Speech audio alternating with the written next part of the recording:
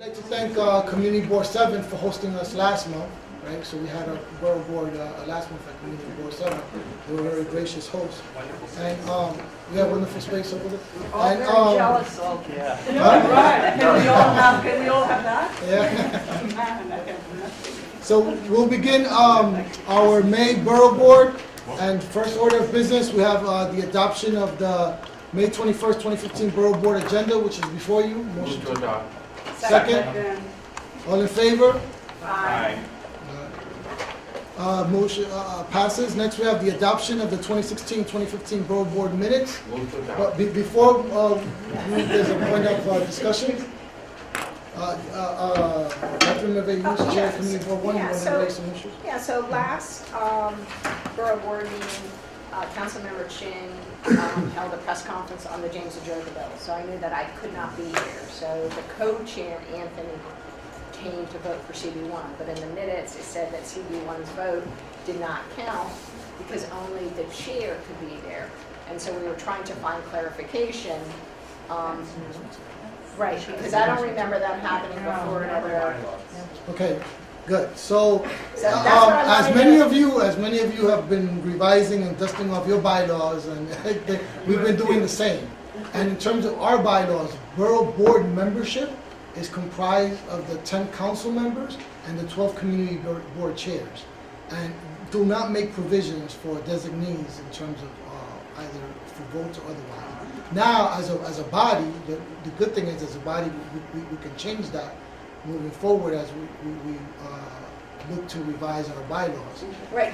Among the conversations have been a possible proposal that council members can designate their chiefs of staff or not to vote in lieu of them on borough board matters, and that community board chairs, in similar manner, we can write into the bylaws that they can designate and elect the member of the executive committee. Right, so on the particular resolution, because I had a couple days advance warning, we made sure when we passed the resolution that the co-chair could vote in support of that resolution. So clearly the resolution last month passed, but it could have been an item where you might not have had a quorum. So that's why I wanted to bring it to everybody's attention at the table. Yeah, no, we appreciate that, and I know Jessica and Adele and all of us, we work hard to try to make sure we get all the council members here and chairs here for those big votes, and you know that make it by just a slim, margin. Right, so yeah, because we had a healthy discussion on that item that was voted on. It clearly passed unanimously with Community Board 1, but we also wanted it reflected. So, thank you for bringing that up. So I think, as we discussed, the forming a bylaws committee, a borough-wide bylaws committee, we'll be able to subsume under that to consider our bylaws as well. We had And then, but all this comes before you because you are the people who can change the bylaws. I was just going to say I'd like to volunteer to be on that committee. Okay, excellent. We actually last summer had put together, an intern we had here had helped us put together a proposed, he looked at borough board bylaws from other counties and started to put together a proposed amended, which we would then bring to you. This summer we'll actually get that rolling and bring it to you, and then you can amend or do, what your will is with that. or Because there are other problems that we'd like to fix in here too, like just clean it up and make more sense. Catherine, you have any other comment? no, that was it, thank you. Okay. Any further discussion? So, do we have a motion to adopt the 2015 Borough Board minutes? Do we have a motion? Second? Okay, all in favor? Aye. Seeing no objections or abstentions, motion passes. First, we have, I'd like to also mention that we have, we'd like to thank Manhattan Neighborhood Network for continuing to record this, and as you know, all our proceedings are posted on our website, and I think most of you received a tweet yesterday or have been informed that this is being live streamed today, so this morning's proceedings is live streamed on our website as well. Next, we have a presentation on a resolution recognizing New York City Landmarks 50th anniversary. The presenters are George Calderero, board member of Historic District Council, and is Ken Barwick here as well with you? He had a family emergency, so he doesn't have to come. So So, and thank you for, I think many of you received the resolution by email as well, right? We're circulating right now. Or circulating? Yeah, Okay. exactly. And thank you to the borough president and the staff and all of you for affording the opportunity to consider this resolution recognizing the 50th anniversary of the Landmarks Law, the establishment of the Landmarks Preservation Commission. My name is George Borough. I am until last month, I was a proud member of Community Board 1, where I served on the Landmarks Committee, among others. And at Community Board 1, I learned very quickly the valuable role that community boards play as the public voice for our elected officials, among many others, which is why I'm here today. I think that sending a statement from every community board, not just in Manhattan, will be going to all of the boroughs, hopefully, with a similar resolution, celebrating the Landmarks Law and its impact, positive impact on the city over 50 years. For the past 20 years, I've been a board member of the Historic Districts Council, which is the citywide advocate for New York's historic neighborhoods, both designated and those meriting preservation. As you may know, HDC represents 500 community preservation organizations across all 5 boroughs. My preservation career began as a staff member at the Landmarks Preservation Commission, and I'm currently a member of the New York Landmarks 50 Alliance, which is a consortium of over 100 organizations in all 5 boroughs organizing events, commemorating and celebrating the Landmarks Law. Hopefully, you all are aware of some of the activities that have been taking place throughout Manhattan during the year and potentially continue beyond that. At this point, I should also introduce my esteemed preservation colleague, Kent Barwick, former president of the Municipal Art Society and chairman of the Landmarks Preservation Commission. Instead, I have a copy of a letter of support that he sent to Borough President Brewer yesterday upon learning he could not be with me today, so I'll give you that as well.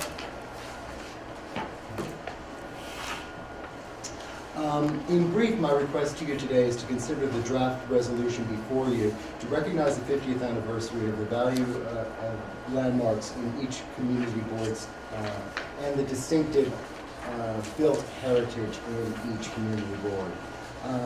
The draft resolution can, of course, be customized to each board's landmark and development issues, but I'll briefly note its points. It notes the establishment and purpose of the Landmarks Law and the fact that the law has been upheld by the U.S. Supreme Court. Some of you may recall the battle over Grand Central in the 1970s, in which Kent Barwick was instrumental, along with Brendan Gill and Jacqueline Onassis, and a number of people. It was a real milestone in every way.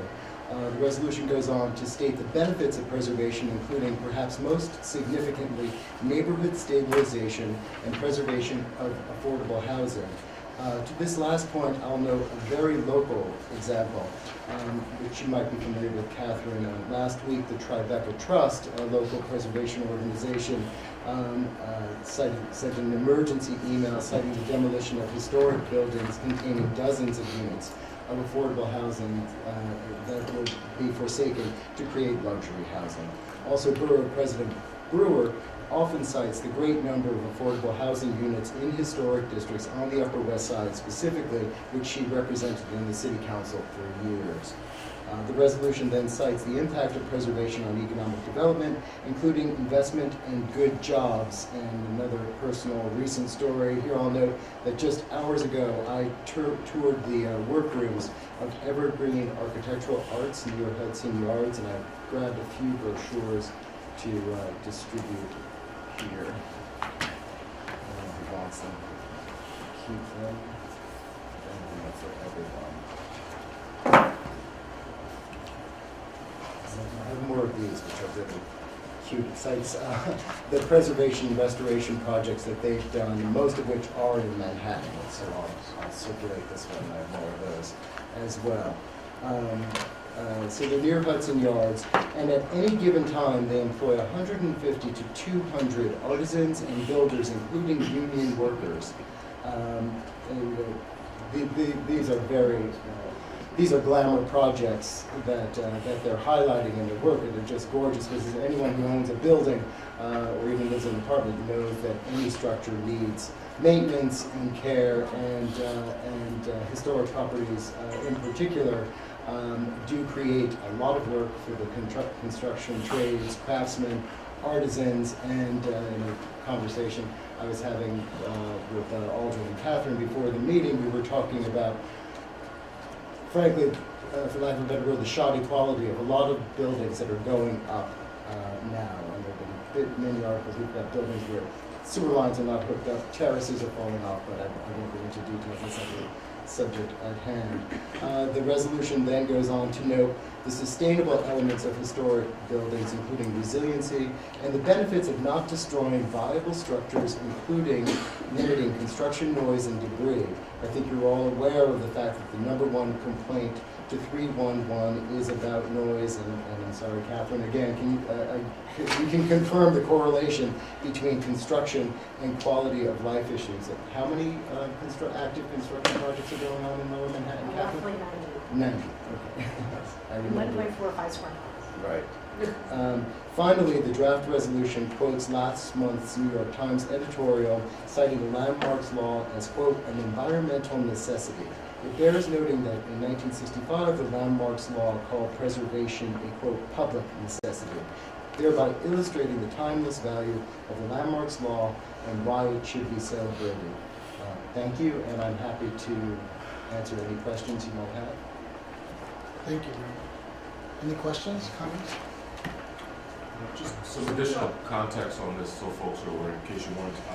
The Borough President's Office actually participated in the Landmarks 50 Alliance over the last year. A group of folks brought together to recognize the anniversary. We had several events that different groups put on. Our office actually hosted a reception down at the museum in Bowling Green. Many of you were there, so this is an issue we definitely support. Thank you for presenting today. Thank you. Maybe the evening that this comes before each of our boards, someone could come during the public session to talk. There are some new members and some old members, unfortunately, who don't really understand what landmarking is about. I had a new member say to me that he was definitely against it because it was such a terrible burden on the owner of the building. And I asked if he knew anything about transfer development rights or some of the things that make it viable for a person to have a building that's landmarked. And he said no, and I think he will work on it before he makes a statement like that. But I think it would be helpful to, especially the part about affordable housing and how it stabilizes communities, that sort of thing. It's really important. So should we contact you? Yes, sure. Okay. Yeah, and I'd be happy to come, or we could send another That'd be representative. Yes. Okay. Welcome. Christine Bittel. Yeah, so we have a few landmarks in Chelsea in particular, which have been reused by hotels and things like that. And we find that, maybe it's a little off subject, but anyway, we find that the commissions is very, very lax as far as accommodating many champions that even the community board has imposed. And I don't know how, something should be built into that resolution to strengthen the community and the commission stringent about those things. And the example I have, if you want to pass through, is the Chelsea, the High Line Hotel, which is not on the High Line, which is on 10th Avenue. So they want to make money for a big venue hall, so they use the refectory but the refectory was never air conditioned. So in the summer, they want to have air conditioning. They have put on the facade enormous pipes and air conditioning, etc. They have put an enormous bar. The place, you can't recognize the place. You look like you're in the kitchen. It doesn't look like. And the staff continues to approve things like under the radar. With most recently 34 amendments without going to the commission. at a staff level approval. Yes. That's a flip side of it. Yes. That, on the one hand side, you hear that the commission is too lax, and the other that it's too Right. stringent. Yeah, I mean, you know, certainly bears discussion, and actually it could go in that strengthening of the Landmarks Commission, and indeed funding. I mean, this will theoretically go well, to. funding the inspector, but also Right. if the staff is going to go and then after the change Mhm. has been made, the developer comes in and, you know, by hiring the former staff or the former commissioner, you can change 34 changes, Mhm. including changing massively the way the courtyard is. What's the point? Mhm. I don't know that the staff is, you know. Right, well, we could talk about that separately as well, because it could be that they're all staff level, what they're called community certificates of no effect, and if it's all reversible, it could be that, that that's all. So anyway, Yeah, I think if good we can seeing. include something Mm. about, you know, and once the resolution has been passed, that they get enforced rather strictly, and you know, then I would appreciate it. Mhm. When are you looking for this to be? There's no timeline. When I first spoke with Morris, he said, well, summer's coming, and I said, no. I mean, the anniversary is all year long, so it would be ideal if something could get on the agenda before the end of the year, but I think, quite frankly, if it's going to, people like Deputy Mayor Alicia Glenn, who not only oversees the Landmarks Commission, but also the Economic Development Corporation, and I'm not quite sure that, like many people, she or the others in the administration are making the connection between what's a priority for them: affordable housing, community stabilization, issues like that, and that they are not in opposition. And I think some resolution to similar effect has already taken place, right? So has Community Board 1 weighed in? Yes, we did, we passed a resolution last month already, and it So a turns out, resolution like this is something that, based on that, when we feel you could probably take a vote. I would have to bring it back to our landmarks committee, but, you know, we definitely, honor the 50th anniversary of the landmarks preservation committee. We have a very strong committee, as you well know, since you were. Yes, and you also participated in the kickoff event of Yes. celebrating Albert Bard, who actually had created the legislation that allowed, the New York State legislation, prior to the landmarks law, that allowed for the creation of the landmarks law. Have any other community boards, landmarks committees? Well, Vicki, you discussed Yeah, we didn't a have study that you substance. did, but it wasn't a resolution. Right. It sounds like you created an incredible report about what you've lost in Community Board 5. But we did not do something like this, so this will be real easy. We have a landmarks committee. It shouldn't be a problem. It should be fun. So we'll keep you updated, maybe we can get some. Great, and I'm happy to come to any of the boards when it's on your agenda, and I'll work with Morris and Basha on furthering this and making sure it gets into the right hands.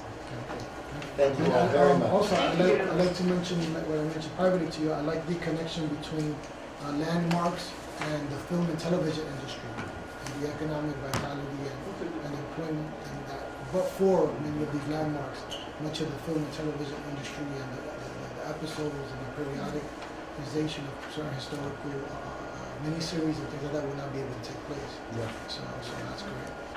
That's a great Landmarks connection. can't be replicated in Canada.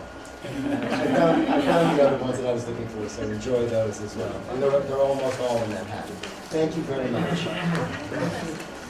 Next, we have a presentation from the Manhattan Borough President's Office, and we have a presentation from Hattie Chu, and Del Bartlett will begin with an introduction. It's on 421As and road regulation discussions that are happening.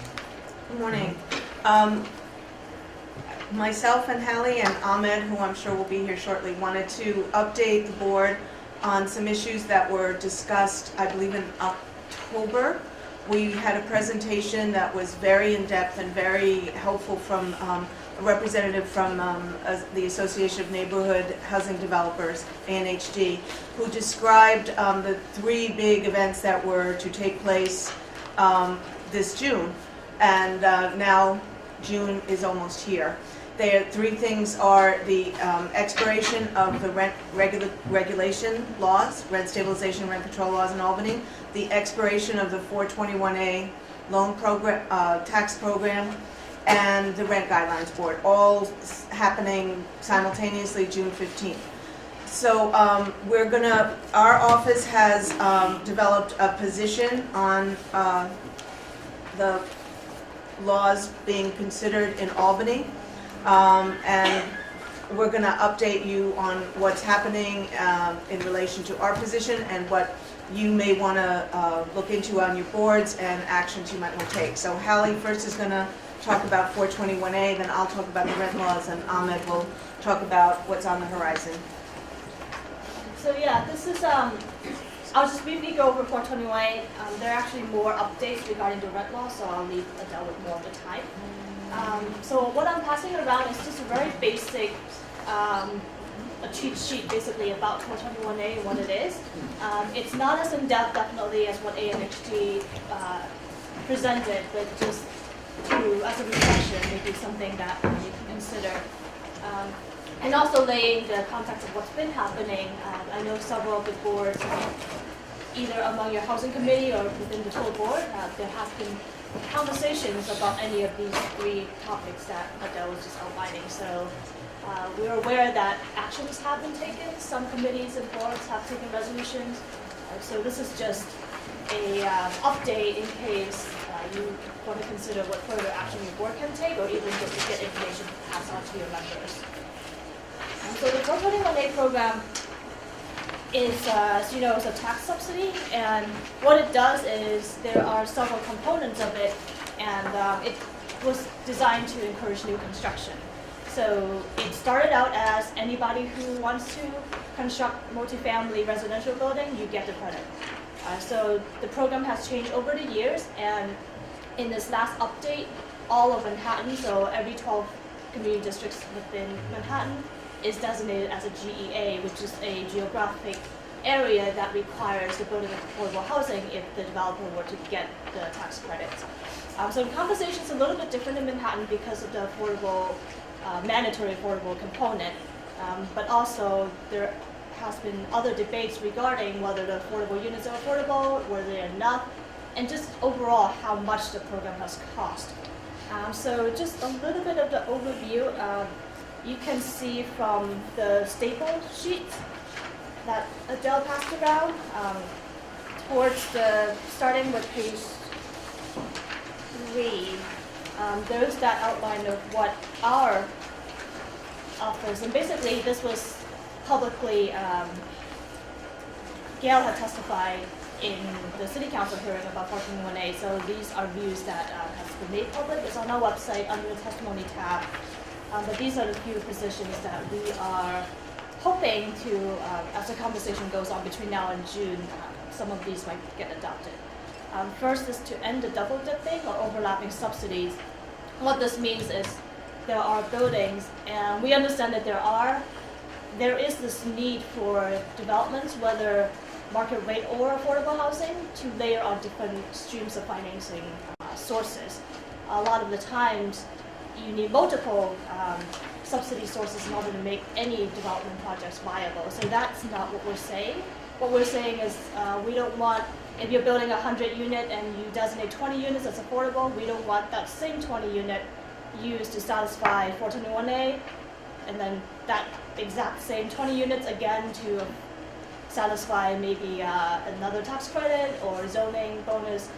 Just doesn't seem like we can claim any additional benefits to the community if you're using the same thing over and over again.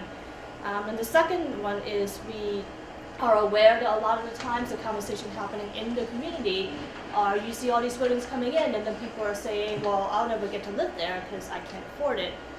So we encourage, one of the changes is to really rethink whether the AMI requirements that is embedded right now in the 421A law should be, the rate should be broadened or to recalibrate it, or maybe even use a different measurement to talk about the neighborhood's median income. The third point is permanent affordability.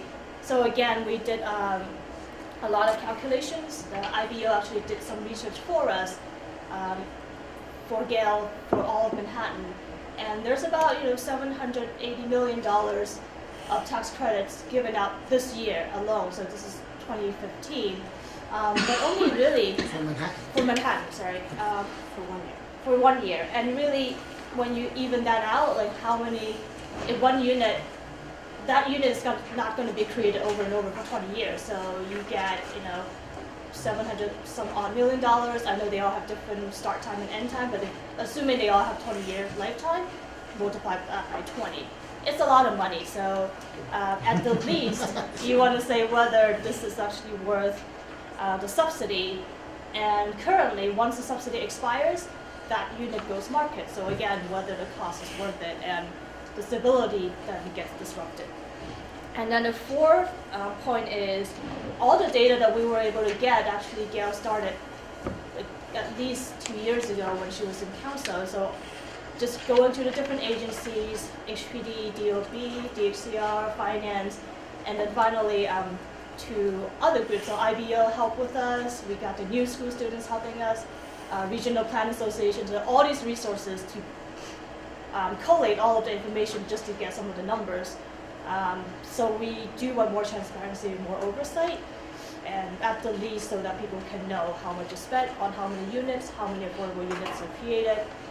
We know those numbers are available within different agencies, but so far there's nothing in aggregate or seemingly easily accessible by the public. So those are just where we're at with this program. I will probably stop here. And if you have questions, we can take it after. I think Adele will go over the red laws and maybe we'll have a discussion then. Can I just ask a quick question? Can you send around the link to the IBO study?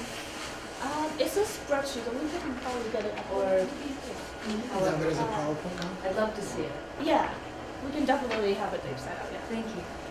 Can I ask one question on this, because I explained it to you earlier and now, I understand and agree with the double different issue, but it may just be a problem of our neighborhood, but we, with great hope, we had for zoning in our neighborhood, and we thought that was going to start with some affordable housing, and it's a typical inclusionary housing, voluntary inclusionary housing situation. And one of the reasons we thought it would in fact work was because developers would be able to double dip. And in fact, even with double dipping, they're not doing it. So they're building luxury housing, they're saying, we're not participating. We know we can get the subsidy, we know we can get the bonus, we know we can get the tax, but we're not doing it. The other part of that is that while double dipping could be a problem, it does at least allow that if a 421A is used in the exclusionary housing, in a inclusionary housing area, that it will go to permanent affordable housing because the inclusionary housing is permanent. So driving it all away from the inclusionary housing is forcing it to become terminated after 20 years. Whereas if it goes to some of it goes to the inclusionary areas, then it's at least permanent. So it seems to be a really complicated issue, at least in our neighborhood, where people don't care. They want to build luxury housing, they don't want to borrow it. And they can make so much money on luxury housing, they just don't. And then especially, with complications of, frankly, of including inclusionary housing in this very high-end luxury housing where they feel they may be driving down the value of their luxury housing with that. They're just saying, no, I'm not doing it. So I think it's... I can say a little bit to that, and I think W made a really good point because that same question was at least touched on at the city hearing council, with the understanding that different subsidies, sometimes if you lump them together without the double dipping, will have different regulatory requirements. So, if it's the same 100-unit building, like 20 of them might be permanent, now you add 10 more, that might not be how, if you do a blanket lottery, how that might work. But I think it goes back to really one of the core debates of the program, which is it was designed to encourage construction. And now that in your district construction's happening anyway, so the part that is encouraging affordable construction is really the nuanced part that a lot of the conversation now is being discussed. And again, I did say, and I want to definitely reemphasize, like multiple streams of funding source is not what we're trying to say we don't want. It's just a lot of these little considerations. It might actually make sense to say maybe you cannot overlap 100% of your requirement, but what if you overlap a little bit, but it might need negotiation. And again, just to frame everything, the conversation's actually happening in Albany, so I know what some of the boards have done individually is to pass resolutions, so maybe CB2 for your resolution, it might be a little bit different than CB12s, which I think their frustration is not developments are coming in left and right for only luxury. They actually want to use that to not deter, but at least to encourage some different types of development. But we do recognize that as a variation in different scenarios. Because we tried to start working on resolutions, we just kind of bite down. Yeah. Okay, I wanted to start talking about your rent regulation and its renewal. Looking at the position that we handed out, we tried to pare down to the key elements of what we believe is necessary to preserve rent stabilization in the state, or in New York City and Westchester, Long Island. The key thing to know and to remember is that as the rent stabilization law stands now, we are hemorrhaging rent stabilized apartments, affordable apartments, and it will continue that way. And it's not only through death and moving of rent stabilized tenants, it's also through the legal and quasi-legal increases that landlords are allowed to take, combined with the goal of $2,500 a month where an apartment leaves rent stabilization. The enormous amount of increases that get put into the base rent and reaching that goal are what we believe will basically cause the destruction and the elimination of almost all rent stabilized apartments. So the positions that we put and that Gail has taken all are geared in an effort to try and stem the loss of rent stabilized apartments through enormous multiple increases and reaching the deregulation limit. Now, as an update, as we know, we have limited influence on Albany, and that's where our rent laws are devised. And of course, we all know that that's what's being debated now. And of course, since you're all very savvy, you know that we have very little power with the Senate having gone into or back to the control of the Republicans. So what has happened is that there were many bills that incorporated the provisions that were in our position. They were consolidated in one Democratic Assembly bill, and it was, I have gone through it, and in fact it called for not only what we were hoping for in terms of the elimination of vacancy deregulation, the reform of the MCI process, the reform of the IAI process, but in fact, the Assembly bill threw in everything, multiple reforms, sort of a veritable wish list of tenant advocates. That actually passed, and now it's up to the Senate. And yeah, don't cry, huh? And so the question becomes, what's going to be left of what we would like to see as reforms? There are many, opinions on that, but and we need at least the basic reforms to stop the multiple MCIs, reform them, rein in the enormous regular imposition of individual apartment improvements that supposedly take place over the course of a vacancy that then drive the rent out of the rent stabilized limit. And the problem also with those individual apartment increases is that once 4 years pass, the overcharge continues, but nobody can challenge it. So that has to be reformed too, because we have had numerous court cases where we've placed before the court evident fraud in the rent, but the courts have said, no, the statute says 4 years, we can't even look at anything prior to 4 years. So what we think of it as is not a statute of limitations. We think of it as if you blew a hole in a bank wall and took money out of a bank, and that happened 4 years ago, and they can't prosecute you. Even though every day and every month you go in and you take more money out of the bank. If you blew the hole open 4 years ago, it's all income free and you can't be prosecuted for it. That's really what the law says right now about fraudulent overcharges. So we need reforms. Whether or not we'll get them, we don't know, and we're hoping that people will put as much pressure as possible on, your state senators. Maybe you know a state senator from elsewhere, and of course the governor, who is the third man in the room.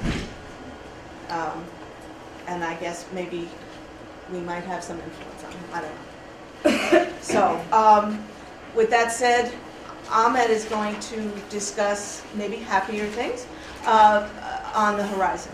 Nothing is more happier than asking people to get on a bus and go to Albany. Everyone knows that. In the spring. In the spring. Hi, for those who I haven't yet met, my name is Ahmed Tingani. I came on board as a community development officer as part of the land use division, but I'm working with Dell and Hallie on our housing organizing component as we lead up to the rent law renewal and 421A discussions. One thing that we are planning as part of this is how we can help you think of ways that the community boards can be active in this discussion, fight, whatever way you want to call it. Some people think it's a conversation, some people think it's a brawl. I'm somewhere in the middle.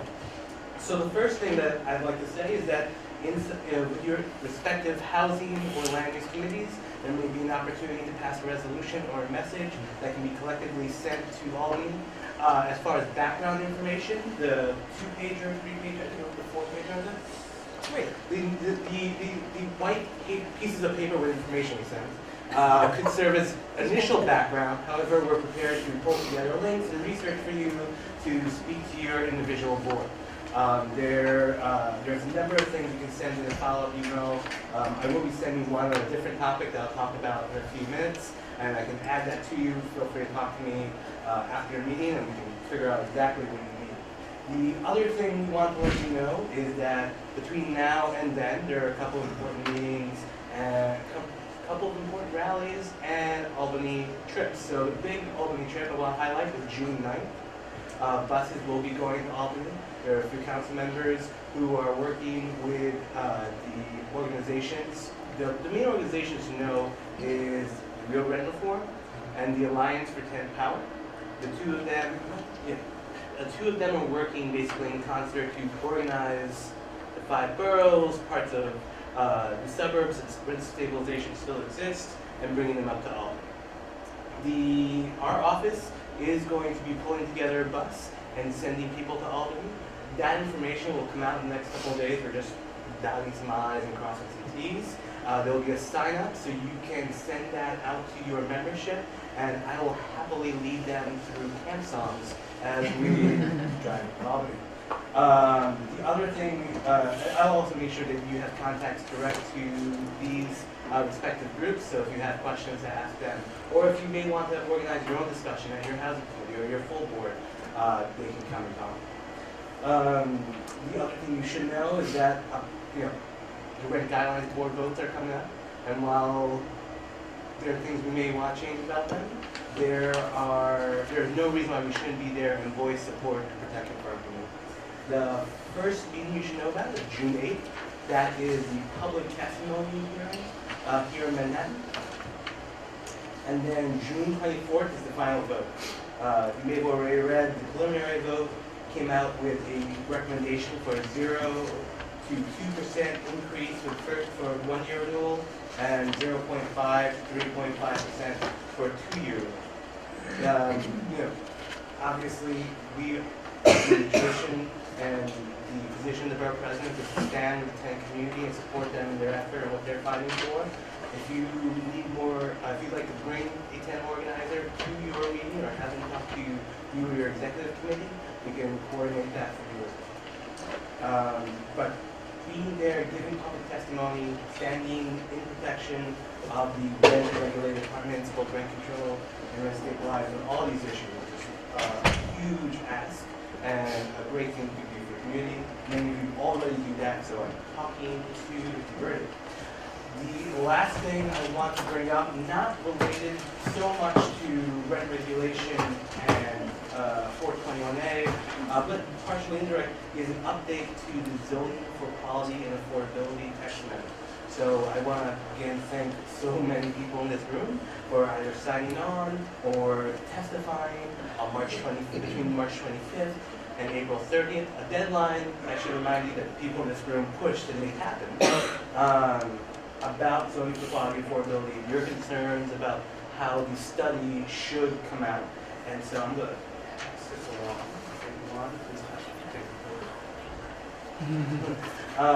So I'm just going to highlight, it's my paper today. I'm going to highlight a couple of things. One thing is that Department of City Planning certainly heard your feedback and our feedback, and they have moved in a very positive direction. So in addition to sending the commentary to April 30th, they are now organizing and setting up individual meetings for every community board. If you have not been contacted by your DCP liaison, let us know. Your borough president liaison will help facilitate that.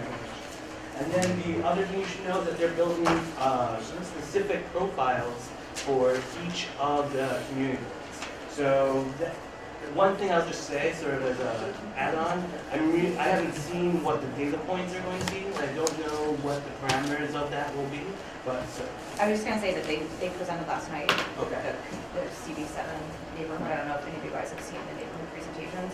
One of the things they were unwilling to do is actually put it up on their website in the near term. They are like, we can do it in the next week, we can put it up. There was no confirmation that we could actually get it soon. It was a presentation that was done at our meeting last night. So we would like to, there were 5 people in the audience, 5 to 15 people in the audience, and we would like to have it spread farther. Erica and I will work on Yeah, that. sorry. Did you get a copy? They wouldn't give us a copy.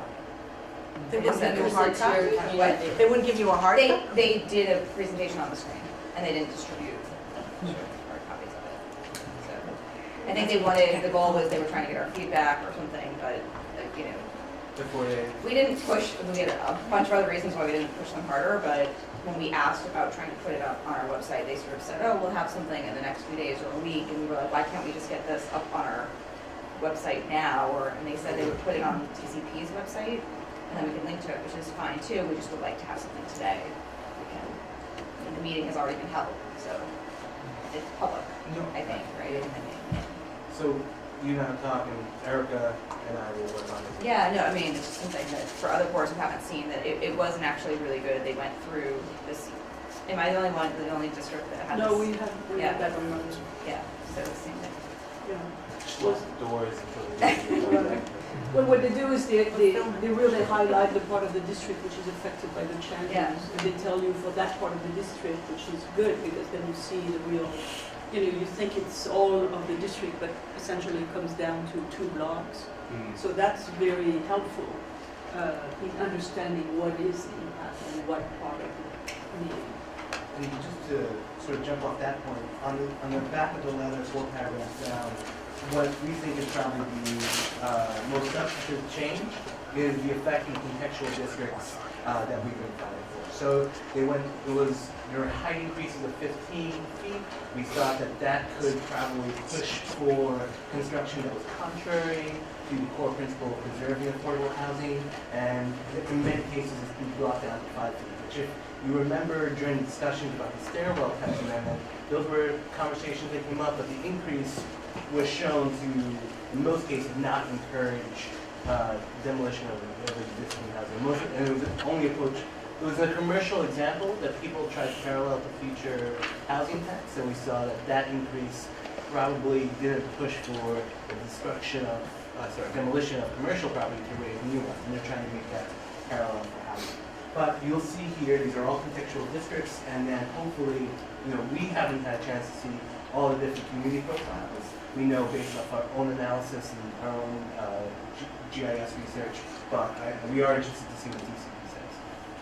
So two things we learned during that presentation that belong is that for senior housing, there is increase, there are premium or bonuses for premium. And the senior housing is again, the bonus is there, but the senior housing is there only for 12 months. It's not permanent. So I think this is something we should flag right away and say if they are getting a bonus, maybe it's dedicated senior for 20 years and then it becomes affordable after that, right? But right now it's like 20 years and we are back into the 421A and all those things. It doesn't make any sense. If we give a bonus, it should be permanent, either senior or affordable one way or another. So that's one thing we just discovered that we should raise across the board. And then there are some bonuses. I mean, like the 5 foot is given to everybody for no reason. There is no trade-off. So there are increases in height for overall, which do not have a trade-off in affordable housing. And I'm really concerned about that. Having not been to a presentation, the previous explanation for the 5 feet, as I understand, had to do with the building construction model, or what they saw as the prevalent or most often used model for constructing affordable housing, which is. And after that discussion, multiple people got the perception, not that perception, but got the perception that what was going to really happen is that the retail was going to be higher by 5 feet.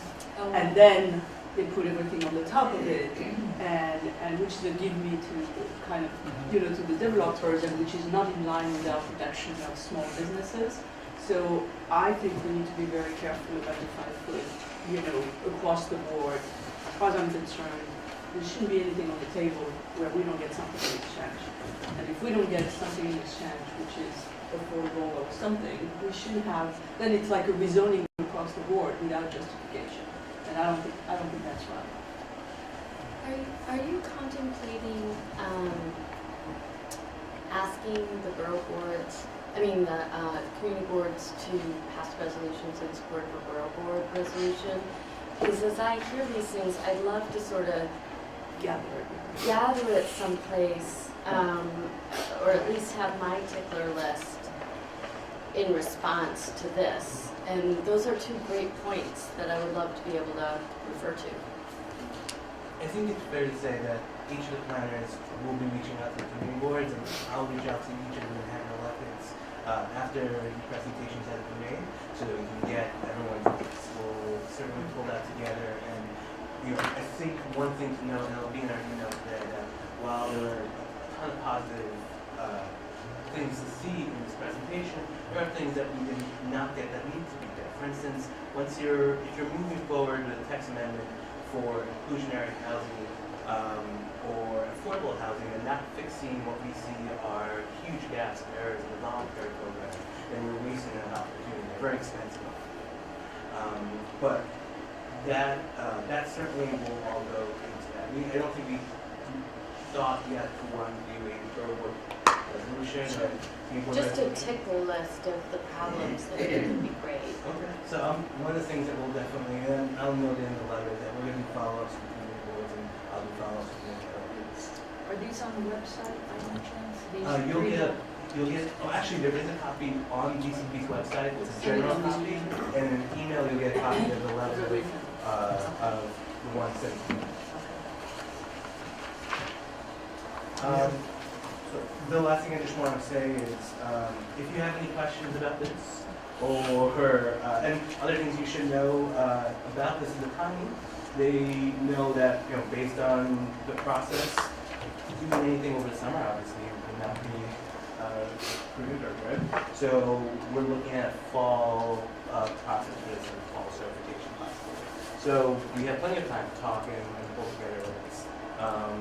And then the next thing you should know is, and just keep in your minds, mandatory inclusionary will be coming down the pike at some point as the neighborhood rezonings are happening, and the community board chairs who are part of that know it all too well. There is a long process, but these different initiatives are being contemplated as they think about the neighborhood. So, yes. Just one strategic question really is that, you know, we're really getting a lot of space here, pre-certification, which is great. We like to have that, but I'm just wondering like whether we really get two bites of the apple and whether what to some extent might be happening here is we're going to get what we get out of pre-certification, but it's going to be very limited in terms of what the council is going to be willing to, you know, fight for post-certification. Oh, do we really get two bites of the apple this way? And if not, then I think we have to be careful. Pre-certification to really get everything we need, because it might be that by extending all this and by doing all this work and by getting people to start accepting what's being presented, to some extent what happens after certification is going to be more of a Well, hopefully this answers, because there's a lot of good parts to that question, hopefully this answers your question. So, you know, the first thing is, what this letter reads to me is an adjustment of the study. So there's still time to comment on what will look like the parameters of what the study of the text amendment will be. By no means, or hopefully they don't interpret this as, this is the, you know, thank you for listening, this is the deal you're putting forward, now we're going to move forward with the rest of the process. I'm just asking the question whether that's politically true or not. Yeah, no, and hopefully I'm not being naive when I say this. In terms of the letter that we got, No, in terms of I think we're uploading, we're getting a lot of progress pre-certification. I have a letter. So we're getting a lot of progress pre-certification, and will the expectation then be, because all this work has been done, a lot of space has been given and they've accommodated, are they then going to kind of have an expectation from the council to not go through all of this again a second time? I did speak at length to the chair yesterday, David Greenfield, and I think he understands that there's a whole other way of approaching it. So I think we just have to make it even clearer about Manhattan, because the other boroughs are different. And but he understands, and he did say to me, I want to be as helpful as I can, and he carries quite a bit of weight. So I think that would be the way to. I think the answer to your question is they're open politically. I know that was your question. I think they're open to doing it the way that I would like to have it done, which is the same way you'd like to have it done, to not undo everything you've done. And they focus on parking. I think there's room for, I think there's enough support. Other boroughs, there's a lot of consternation about the process. They may end up with a different wish list, but there's a lot of consternation about how it's being done. And the Bronx, they want to do it their way, that's the quote, and they don't feel that's happening. So I think there's room for trying to do it in a way that doesn't undo everything that you have done for centuries, decades. Yes. Any other? But then also, as part of the study, sorry, I don't think I've seen that, but is there, do we know how many affordable housing apartments they expect this building to produce? I don't think so. Because to me, that's the trade-off, Right. right? We're making the trade-off and we don't know what we're buying. I have not seen a number. So that's something we really need to understand. Right. She's Even in building the to goes upzones. back. And Toby's saying that, you know, people say, well, I don't care, I'm going to get something and I'm not getting it. Even in the up zones, which is where we had a presentation yesterday in East Harlem for a few hours, there's no number. It's just the 120 and the 80. And then we'll fit somewhere in there. We've got the 200, and then you just see, we don't know how many, because it's all about, And we're on plan. Yeah, but it's about how many more that we would have had with the current mechanism, right? Of course, I'd argue that. That's the difference. The difference is like, we're going to give up something And I really argue you're gonna lose rent stabilization if you start doing this. I really believe. In our neighborhoods, you're gonna lose rent stabilization. People are going to trade to go to the new There is no, in my opinion. Can I add to that? And I want to support what Kayla is saying. You know, right now, the people with the money, at the end of the day, they make the final decisions of what happens. I had a nice conversation with a resident on the train. And the truth of the matter, if you push too hard on these developers, they could just push back and say, well, I don't have to do anything for nobody. I have money, my life is secured, and I'm talking about in essence of providing affordable housing units within community districts. The rich don't have to give us nothing, technically. They can come in and build and be successful all the time. We have to find a middle ground to convince them to help communities and provide these affordable units and long-term at that. But the way all of this is playing out, I don't see in my right mind any developer wanting to give up 50% for units, and people are talking about that. This is a different conversation. You may not, George, where you're coming from with this, but I'm just throwing out there with the text amendments, wanting to bring changes to the zonings, us wanting certain things, but at the end of the day, it's the power brokers that are going to make those decisions, no matter what people decide. So if a person with money says, you know what, I was encouraged to bring developments, now you're just asking for too much, I don't have to. I'm wealthy, I'm rich, I have enough developments, I don't have to build in your city, I can build in another city. I'm just saying that seriously, we have to think about it at the end of the day, it's the developers who are going to be encouraged to develop. So how do we encourage them to develop where it's attractive and we get what we want out of it without pushing too far where they say, you know what, or you know, all bets are off, I'm not attracted to that, I don't want any of that. I'm just thinking at a different perspective, because if we push too hard, we might not get what we need. And from looking at all of this, everything is, again, it kind of sounds like where I work at it. Things are different in every borough, every district, and ZQA is not going to be the same for every district. I'm just saying that we have to really consider what's attractive for the developer to come in and give us those units. I understand that and I'm one that advocates for affordable housing, but we have to be careful how far we push before someone says, you know what, I don't have to. Because developers are not obligated. They don't have to. Just think about that question. Are they really obligated to do so? Not unless they already did a contract already, but if there's someone who's interested in doing a new development and feels like you just, because another point you need to, is the antiquated infrastructure throughout, whether it be the upzoning or doing new development. It's going to cost the developer billions or millions of dollars to go out an infrastructure that's antiquated to be up to date, to provide new piping for water, new piping for gas, to connect for technology, to connect for electricity. So now you want them to come in and do 50%. I'm an advocate for the units, but I'm just saying we have to be careful. And your area is even more important One because is worse. George, you've got the upzones, you've got a whole other world. So that's what I'm just throwing, if it makes They have any a different sense. situation. I'm just saying. Any other comments or points on this?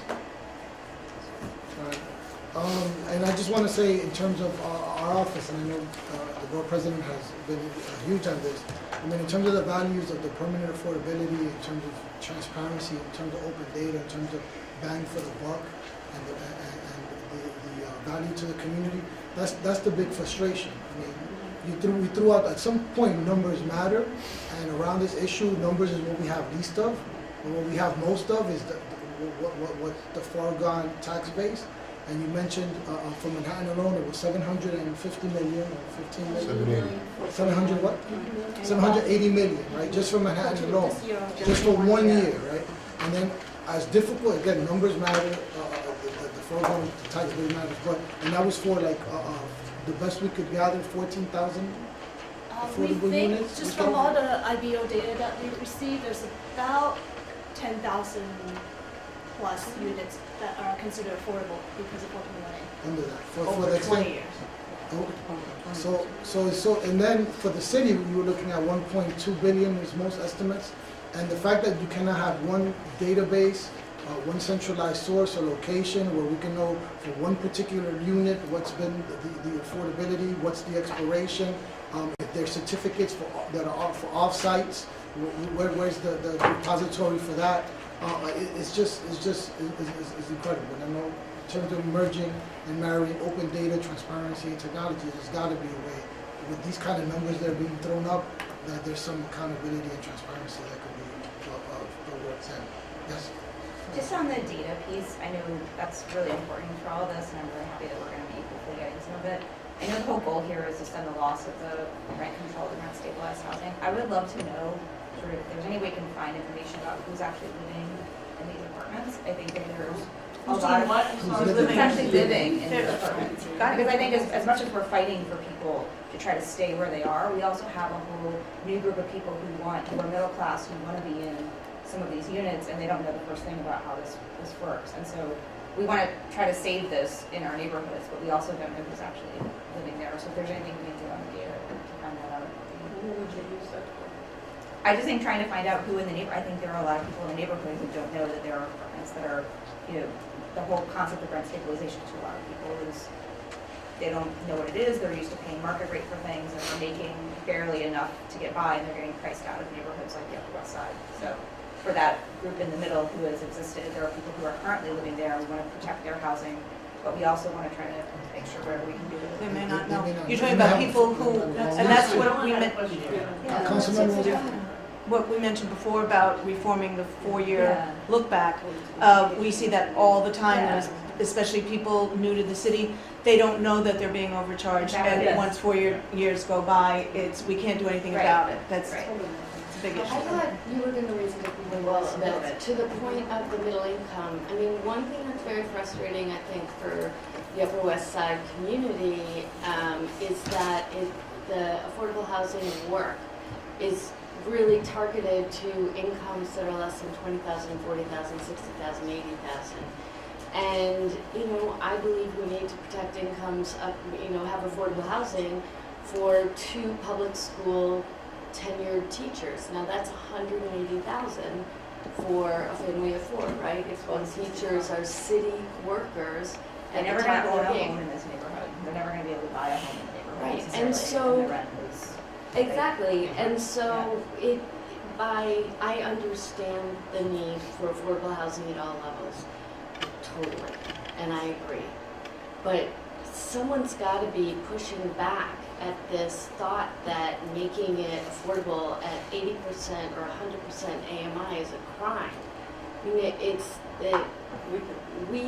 mean, I am too, but I'm feeling pretty lonely on the council because, and I think we should have a real robust discussion about it and a way to present the information that's palatable, because it's not anti-poor to be pro-middle class.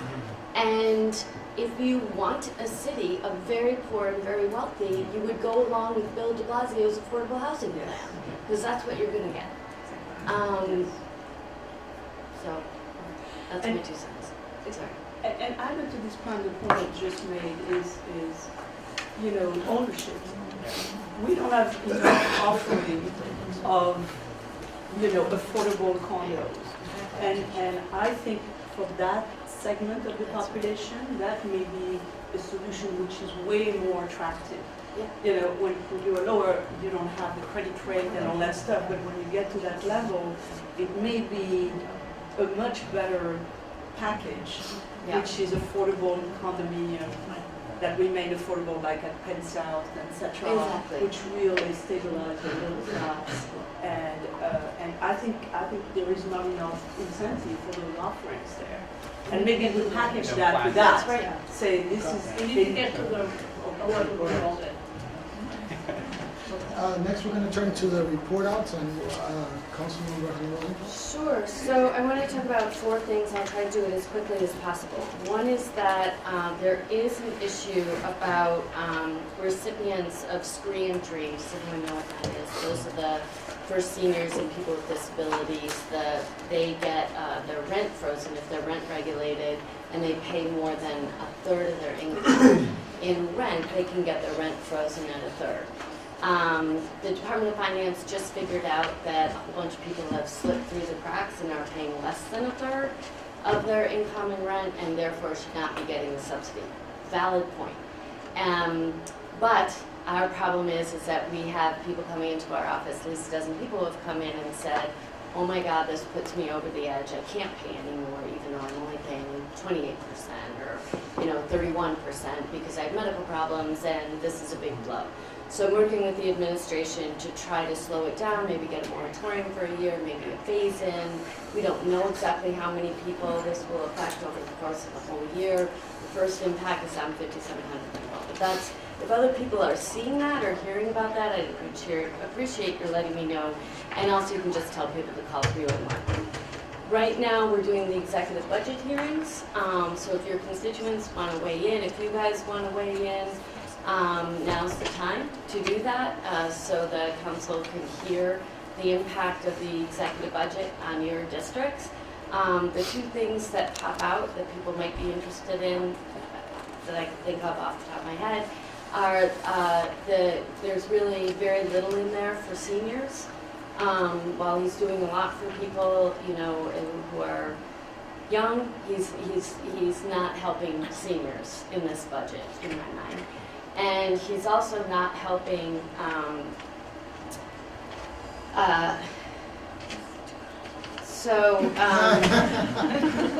through our contracts, through our city contracts. Culturals or not? Culturals are another issue? Or We haven't had that hearing yet, so I'm not as sound in it. Okay. People could say there's not enough for libraries and not enough for culturals, for sure. Yeah, libraries always wants another 65 million. I think seniors come first, but whatever. And then he's trying to do something for low-income workers who do the work via the city contracts. So if we have a contract for a human services provider to do casework, social services, aides,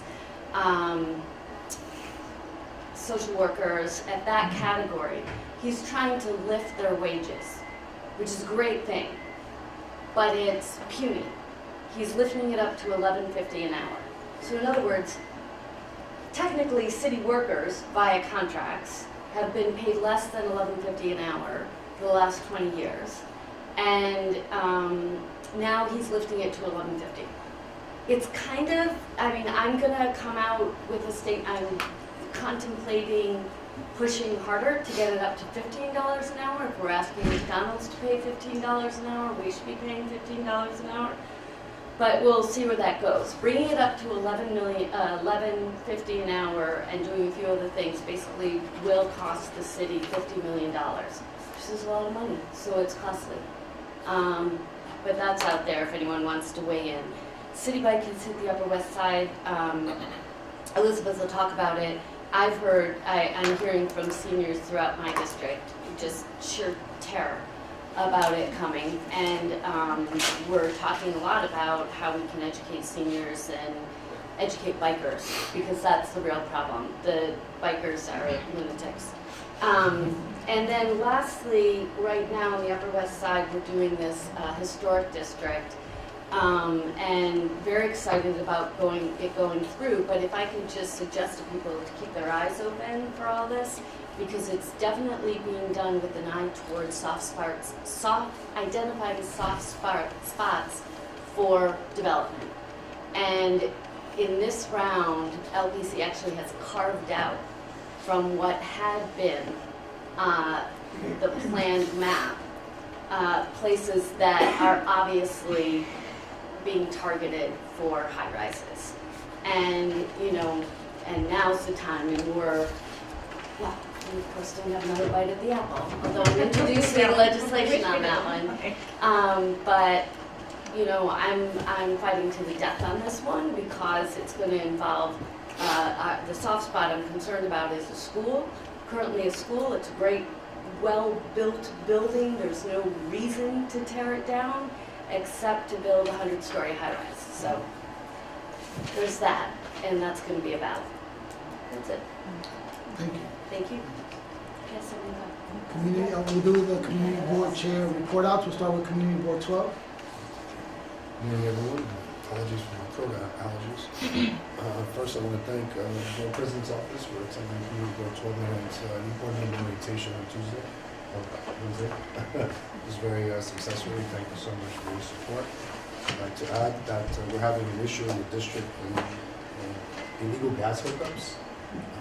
It's a big concern for Community Board 12 and probably throughout the city of New York, as what happened in East Harlem not too long ago downtown with other buildings that blew up because of these, I'm not going to say illegal gas equipment, because I don't know what type of doubt is there, but there is a major concern that buildings are hooking up illegally, and it's a major safety concern for the community. At the moment, we're having the discussion at our district service cabinet meeting right now with Con Edison, because we understand that once Con Edison gets the report of an illegal hookup, that they give it to DOD to follow up with the investigation. So we want to work closely with the Department of Buildings to get a list from them of what complaints that they may have received. And we're going to be doing a campaign outreach to the residents and the community. However, one thing that we're thinking about is that many tenants don't know what's legal or illegal. And many times they're down in their basements, probably throwing out garbage, or they may be passing around a particular sector of their building and don't know that pipe shouldn't be there. I think it's important to educate tenants on what's appropriate in their building structure or not. And that's something that we're talking about, to educate the residents what to look out for. If they smell gas, how does that really smell like? And I didn't know that gas leaks smell like rotten eggs until I was told, no, it smells like rotten eggs. Then you know that there's something up, right? So that's something that we're looking at. We're going to be moving forward to appoint our members in June to 2 standing committees. I recently attended the Inwood Neighborhood Planning Initiative meeting with EDC, the Department of Planning. Again, thank you for the Borough President's Office for being present in support of that. We're looking at rezoning. Councilmember Rodriguez, our area has been identified. There's about 100 acres in Inwood that's going to be rezoned. There's talk about upzoning, but then there's talk about different types of zoning in the back end of the Sherman Creek area. A lot of concern, again, is infrastructure and money that it's going to cause to improve an antiquated infrastructure to get economic development, affordable housing, state-of-the-art institutions, and really attracting the players with the money to come out there and do something to revitalize our community. But we're in there and we're talking with them about this, and we're attending every meeting. Today we're doing a walkthrough with DOT along Amsterdam Avenue because they're going to be putting in more bike lanes. Also, our housing committee passed 5 resolutions. 421A in regards to the NYCHA situation, as in regards to the renewals of the rent laws, and also looking at, for the Red Guidelines Board, we're calling for a no increase. That came out of the committee. All of these resolutions obviously have to go to the full board, but from the housing committee standpoint with 421A, it's either you fix it or you just let it expire. And it kind of sounds more or less aligned with the Borough President's stand on it, fix it or do away with it, either way. And that's where we're at with that. As well, we're having a job fair June 18th. Borough President's Office is co-hosting it, so we appreciate that as well. One more item is, DCP will be attending land use in June to discuss the zoning quality and affordability presentation. So I'm looking forward to that based off what Christine said about the uniqueness of what they point out in the PowerPoint. So I can only imagine what we're going to hear up at Community Board 12. So that's that. And we're also co-sponsoring the Community Forum on Postal Services with all our elects, the Borough President's Office, Borough President's Office, 9, 10, 11, and 12 community boards to discuss the issues with postal services. For a long time, we've had a lot of issues with, I'm going to say, the downsizing of services. Services are quite horrible with the post office. So, It's going to be a big meeting. It's going to be a big meeting. Big We're meeting. gonna I'm have a lot of meals around there. trying to remember or trying to find out where we fit in there, but there's going to be so many people. And just Are they shuttering more post offices? it's more of the issue of for us Service, it's quality of service. quality of services, customer service. It's very poor. And some of the unique or locations of where they're at, accessibility, hours of operation, how many staff, and so on. So it's becoming very bad. The libraries Yeah, this is true. This is true. I think Probably don't that's close both of them. what I got for now. Thank you. Thank you. Community, look how fast we're gonna go, folks. Community Board 11, 10, 9, Community Board 8 was here, Jim Klein was here, but he had to leave. Oh, And then, These are a caboodle surprise of how fast we get to. Again, at the top of the meeting, we thank you for hosting us last month at the Borough Board. Oh, You're a very gracious host. Well, come back and visit anytime. So thank you for that. Love Virginia. Community Board, second. It's a good use of the space there. So just a few things. Helen already alluded to the City Bike meeting. Just a couple of points on that. One of the things we did, we have a very active transportation committee, as most of you know. We made a decision sort of the weekend before the meeting to move everything else off the transportation agenda so we could focus on City Bike. We had two really big items. I think for any of you who are planning City Bike meetings at your committee level, make sure that's the only thing that you have on the docket.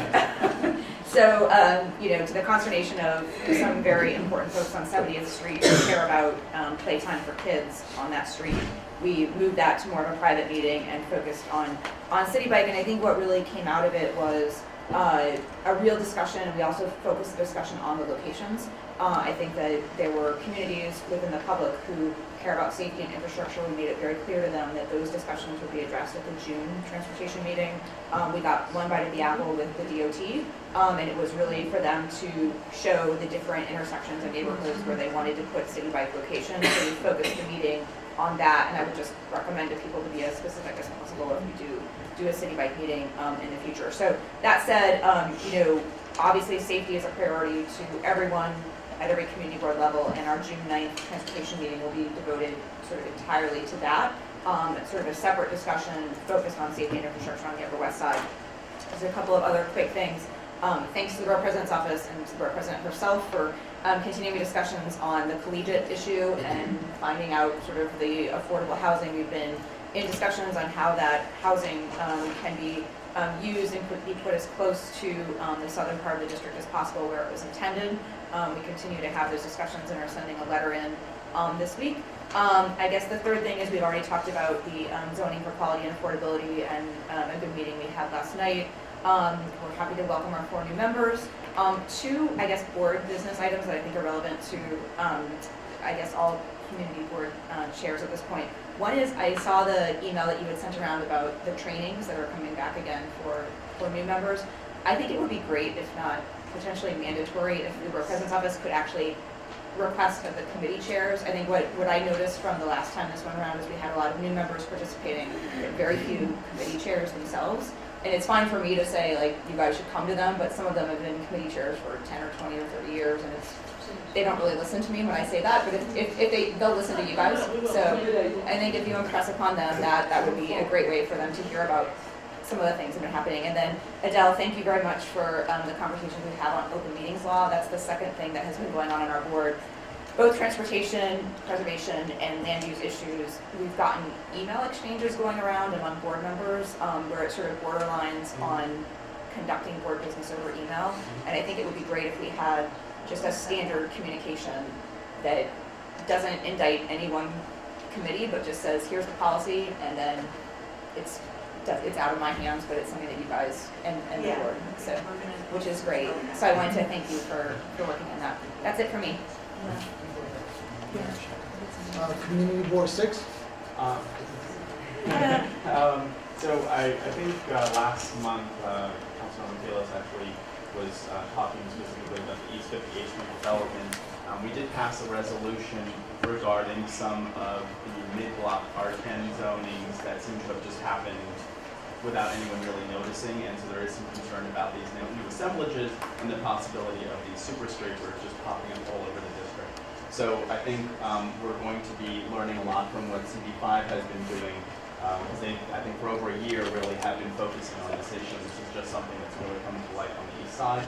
So hopefully we'll be working again with CB5 along that kind of that concern about misuse of the zoning or kind of unintentional zoning consequences.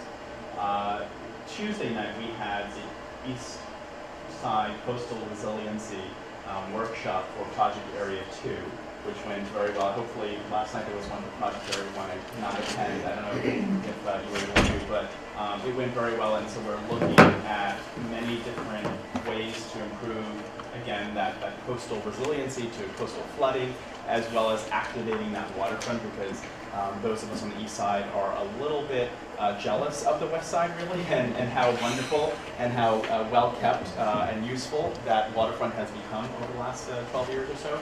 So we are looking at ways to improve access, keep sightlines, but also block access from water incursion during a coastal a storm event. So that's something that's been ongoing, and I think it's actually been going very well, and that's something we're partnering with CP3 since they have a good portion of the district, and I've been very happy with the Borough President's office as well as the Mayor's office and everyone else who has been involved. This has been a very active engagement with the community, so I'm very happy about that. There's a couple of sites, and I just want to bring this up real quickly. There are a couple of phone booth sites in our district that have been very problematic for many years, and hopefully everyone recalls that DeWitt did come before the Borough Board regarding the new phone kiosks, and so we're asking them to remove two sites that have been used as public urinals or havens for illegal activity for some time. So that's coming the next month, but in the past they have been very reticent to actually remove any of these since they are profit generating for the city. So I might be reaching out to the Borough President's office and to help with that.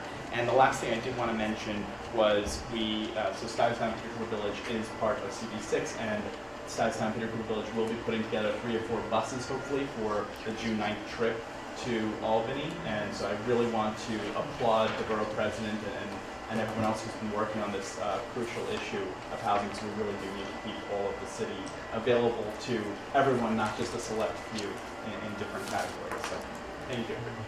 Thank you. Community Board 5, Vicky? Yes, we have 6 new members, thank you. They all attended our full board meeting last week and actually spoke up and asked wonderful questions and good comments. Super. We vote next month for officers. There are absolutely no changes, so I think I'll be here again next year. We held our second Mega Tower hearing. As you all know, last year we did our first I think it was in November, and it was really the panel. This time around, it was to hear from the public, people who really had a concern about the Mega Towers going up on 57th Street.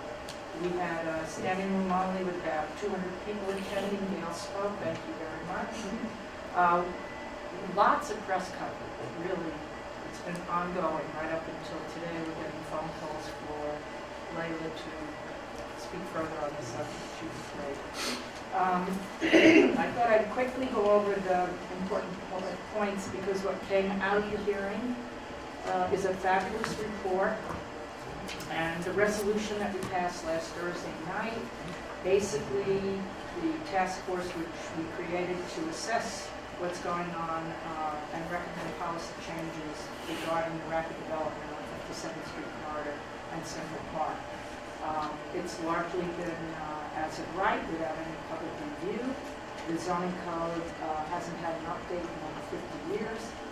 We have 7 mega towers going up right now as we speak, with another 5 being developed, and an unidentified number of soft sites clustered in the same area. The new mega towers will cast significantly longer shadows over Central Park, some of them going all the way to 72nd Street. There is no analysis as to the impact of the buildings and the infrastructure, including transportation, sanitation, sewage, storm resilience, parks, emergency services, historic resources. The construction safety has been a major issue. We all, I know, agree with this, with an alarming number of accidents and incidents. We identified the following problems: lack of transparency, lack of protection to air and light and open space, tax loopholes, vulnerability of historic resources, and construction safety. And we resolved to request an immediate temporary moratorium on new construction of buildings over 600 feet and higher that are not undergoing public review, especially those with heights sufficient to cast shadows over Central Park, until the impact of such developments have been thoroughly and transparently reviewed in the public process, and that the New York City zoning resolution be adjusted accordingly. We also resolved that we urge the mayor, the Department of City Planning, as well as the New York City Council to immediately undertake necessary actions to adequately update the zoning resolution to address concerns that we raised, and we urge construction safety standards to be upgraded and violations corrected before any further work is permitted. The moratorium, for those of you who did quite a bit of research on this to find out if it's legal, and if it's actually the Department of State put out a pamphlet to help municipalities with land use issues, and it is legal to call for a moratorium as long as the moratorium is temporary. So we called for an 18-month moratorium. It has been upheld in court, and MAS came out in favor of the moratorium, which was very, very helpful, and they are supporting us. We knew that CB6 voted against the super tower. That's the one that's set in place. Yes. Yeah. And CB7 we heard is voting tonight. No, it was supposed to be on the agenda last night. I think Mel probably was over ambitious on trying to get it on the land use agenda last But night. you may be moving. Yeah, probably the first. Okay. We are having a press conference next Tuesday, 1 o'clock on the steps of City Hall. MAS is going to attend. We're hoping to have a rep from CB6, CB7. Corey is trying to make it, and Scott Stringer.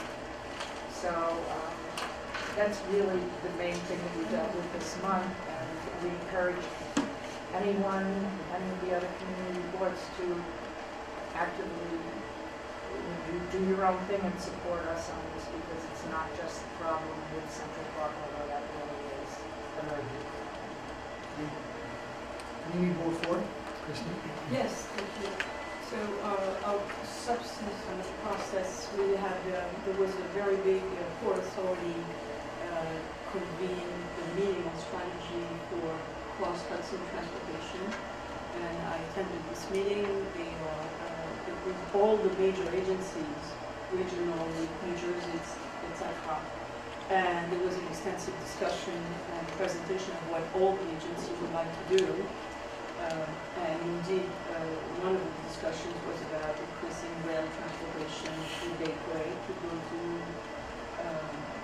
Penn Station, but also a very strong position on wanting to improve the transportation through the bus system, going to the Port Authority or something. And for the first time in a long time, people started to say, well, you should really put a portion of the Port Authority of the bus terminal in New Jersey and connect it to New York somehow.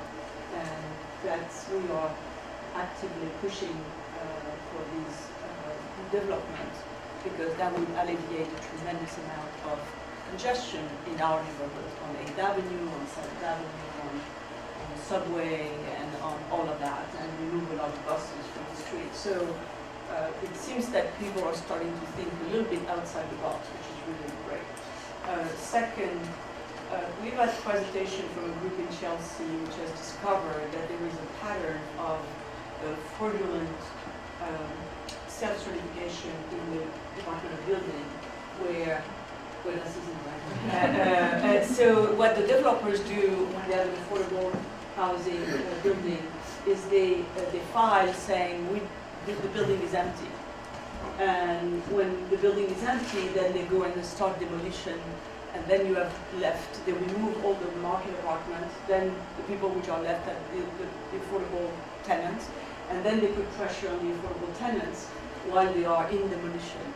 And indeed, they have lied on there. And it appears that... We get this all the time. Okay, so it appears in our neighborhood that it is driven by 4 or 5 developing companies, and we are soliciting investment from abroad based on that, on the fact that they're proud that they can get rid of everybody in so much time. So we have, I mean, a whole slew of apartments which are being emptied, especially you can imagine in Chelsea. And we're going to write to you, Gail, and give you a background and bring everything to bear on how do we stop those companies to advertise, etc. And there are really, there are 3 or 4 brokers which are going big after that. So that's a that's new for Chelsea, let's put it this way. 3 processed thing, we welcomed 9 new members and made a training of 2 hours to tell them how to do things, which was really good. Second, small meetings. So we really like the process you have been pushing the developer on, which is to come and see us early on in the process. And this is really great. Problem is that they don't want to come to a public meeting. They want to come to private meetings. And so we are inundated with private meetings, which I don't like because, I wanted to be transparent and everybody is involved. And so first of all, the other thing is that for any other chair, So these are for non-ULURP items, or these are for ULURP? ULURP, they have to come to public. yeah, but before that, they come They to. come for the Right. private. For the little discussion. And so we are inundated with that because indeed in our neighborhood we have a lot of development. But also it just concerns me because, I don't know how to deal with it. On one hand we want them to come. On the other hand, But these are people who will have to come for ULURP, or they're just as a grant, Yes. or is it both? no, they will come to New York. And it's a little both. It's a little both. But the point is that if you are a chair, it just makes it impossible for somebody who works to be a chair. Right? It's impossible because you have all these meetings out during the day and they want to meet in the morning, you have your transportation stuff. So this is the amount of meetings. I think, let's talk about, we also have to rep. Yeah, but about everything, like, it's really overwhelming the number of meetings which are called outside. And what we have is a policy where the chair of the meeting, calls the other members and say, we are going to have a meeting and, who wants to participate? But indeed, people all work, they can't participate. So it's kind of defeat the Let's purpose. figure that out. And then budget process, we received a letter about, which was a little confusing to me, about the, meeting with the agencies, right, from your office. And usually the meeting with the agencies had been in October, but now it was told that it was in June. And then also it seems that it's going to be discussed at the next board meeting. That's, And then, I don't know whether yeah, you have something about that. So I don't know whether The letter was from OMB? no, it was from your office. Yeah. So it was, at this point, we're confused I'm about. confused too. So Right. that Jessica, you know what this letter is? the meetings are still scheduled, borough consultations are still scheduled for September, October. But what's happening in But- June then? No, Why so did we in get a June, letter for June? So DCP is gonna present before the borough board in June.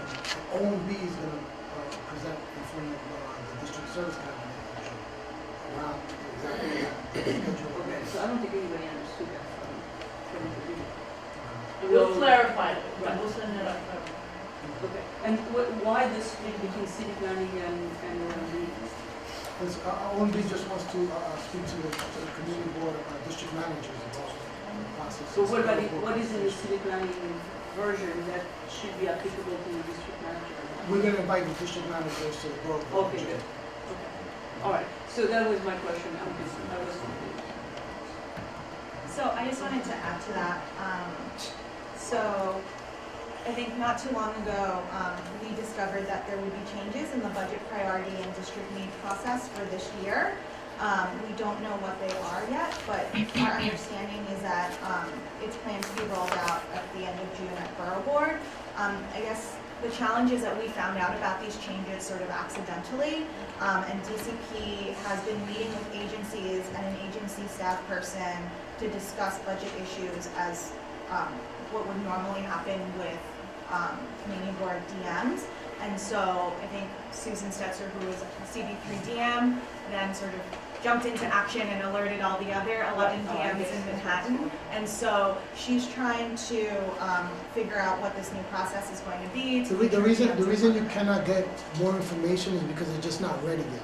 But they're gonna present to Manhattan before they present to others. But DCP and OMB, there are changes being made in the statement of district needs, crafting and just the technical end, the back end. I can't get too much into it, but they will present to you first. Is the date for the deadline still August 1, like it was last year? So we're not gonna know about it till end of June, and then we have a full turnaround? Yeah, and I mentioned that to them too, so I think that'll, You can they're change that. going to, they're gonna speak about it. They're gonna speak about it, and we tried to get them here beforehand, but the type of changes they're trying to make are not ready for prime time, so they weren't ready until June. Well, can I hold on a second? We will let you know sooner than that about the August 1st. That could not happen. Okay, so 4-1 turnaround, because we also. I got it, so we Okay, can't do thank that. you. There's no way you can do that. So we Yeah. will check on that and get that changed. Okay. Okay, so something that was flagged from Councilmember Mendez's office to us at land use this month, we had a discussion on the use of inclusionary housing bonus for rehabbing existing units. And apparently this process with HPD has changed 5 times in the past year. And it's very, very vague as to the input and timeline that community boards can have in this application. We found out that there's a 45-day clock, and then the clock starts when the office gets a certified copy. But then HPD told the developers that community board input is optional and informational, but then it's all very confusing, and it sort of, in some ways, sort of incentivizes, or it's in the best interest of the developer really not to know what's going on or really come to the board in a timely manner. And so we're kind of all trying to figure it out, but we don't know. It's just everything with that process is very unclear. We've asked HPD to come give a presentation to our land use committee so we know exactly what our role is and what the timeline is. And so I wanted to flag that for everyone here because we anticipate that there will be, this will be affect, everyone citywide when it comes to inclusionary housing bonuses. Next, I think earlier this week, the mayor rolled out Next Generation NYCHA, and so CB3 is sort of on alert because with the Bloomberg infill plan, 5 of the 9 that were selected were in CB3, and we were very active in forming a tri-board task force because it was the 3 boards, was 3, 7, and 11 that were selected. I know the sites aren't going to get announced until August, but it would be great if we could get some presentation or some advance notice of what's going on. I think that while there are some changes, NYCHA residents are still really concerned. And a lot of them have now, going back to Sandra, we've had a really good partnership with this whole resiliency effort on the east side, and now there's sort of this rumbling of, well, now this project may be changed to benefit the private market rate units that may be coming in, and making sure NYCHA residents are still a priority and part of that engagement. So just a lot of uncertainty and fear around what that really would mean in terms of accountability, outreach, engagement. And then I'll send out the flyer to you, Gail. Thanks for coming to our new member. We had a new member lunch potluck for our 11 members. We are doing a CB3 fundraiser for the fire and explosion that happened in the East Village. We saw a lot of money and a lot of support for residents that were impacted, but we do not want to lose sight of the businesses that were also impacted. So CB3 is hosting a fundraiser next Wednesday evening at a bar that one of our members owns, strictly to support the businesses that were impacted. And it's been great because the title is Orchard Street Loves 2nd Avenue, and over 40 businesses on Orchard Street, partnering with CB3 and the Lower East Side Bid, have donated gift certificates and raffle items for this event, and all proceeds will be going towards impacted businesses from that catastrophe. Community Board 1. Community Board 2, Toby was here, he had to leave, so now Community Board 1. Great, thank you. It's been another very productive, busy month in Community Board 1. First of all, I want to thank you. We love our 7 new members, and they've been very active already at the committee meetings, and some of them even came to the April full board meeting. I also want to thank President Brewer for attending our new member orientation. That has never been done before. Also, it's never been done before was the citations of going to the local firehouse. So I was thrilled to be able to give the citation to the firehouse right across from the World Trade Center site, and you could tell that the FDNY officers, they, really appreciated that. And third, I wanted to say that Community Board 1 testified is, so is Diana, as we talked about Gordon and I, on the hearing on urban planning professionals available to Community Board. And also thank your office for testifying as well, because Basha was there. In addition, the small business roundtable was very informative, and I introduced your office to someone that was very helpful to us after Superstorm Sandy on placemaking. So I think that would be very helpful. But most importantly, I want to thank you for helping us get representation for a walkabout to review the cooler areas around the Tin Building and the New Market Building. So we were able to successfully do that on Tuesday, just before Tuesday's Seaport Civic Center meeting. There was a lot of concern that those 2 historic buildings might also be demolished in the process. And now we have EDC coming to the June Seaport Civic Center Committee, and HHC will be coming to the June Landmarks Committee meeting. And that was really helpful to actually get to walk on the site.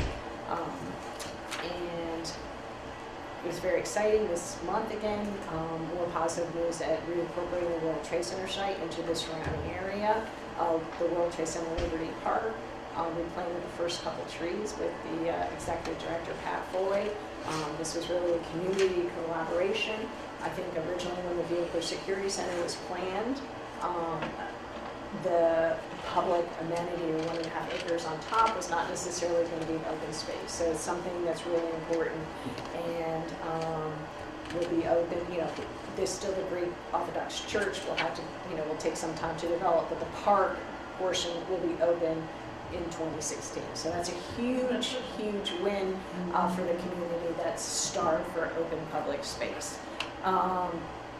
In terms of bike safeties, I just wanted to let people know, one of the things that seems to really help is actually having bike paths. So I don't know what the borough, what your office is going to do about it, but there was lengthy discussions on one particular block that's cobblestone just south of Canal Street.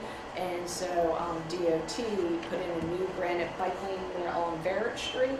And it's really great, so now the pedestrians can walk safely on the sidewalk next to the park, and the bike can zip along on their bike lane. So I think that's a win-win for everybody. It makes sense when there's enough room.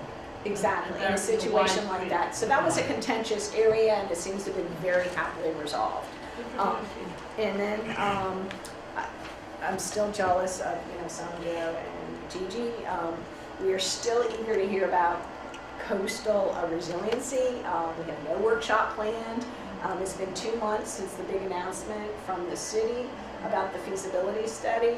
We've reached out, so any help on getting a follow-up plan on their RFP would be greatly appreciated, because it's an eminent timeline. So nothing has been done in,